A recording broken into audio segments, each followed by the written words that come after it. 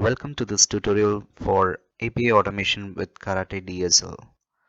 In this tutorial, you will be learning from scratch how to automate the REST APIs using Karate DSL.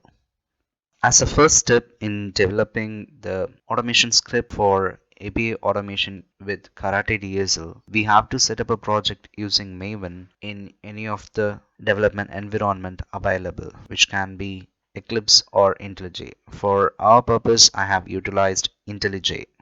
So what I have done is I have created a project using Maven and it is available for our use now. Let us see the folder structure.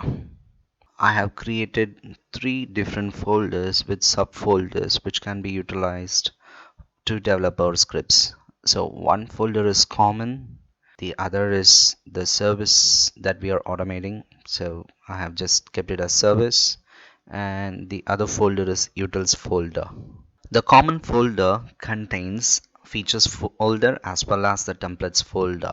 The feature folder will contain the common reusable features that we are going to use in our service. For example, if you have any OAuth related tokens that you need in order to access your REST APIs, you can place your OAuth and other reusable feature files in common features folder, and the template or the request body that you use for your OAuth can be placed into the common templates folder.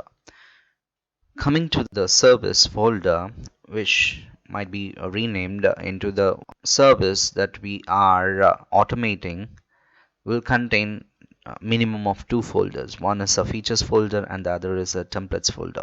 The templates folder can contain the request body templates or the schema templates.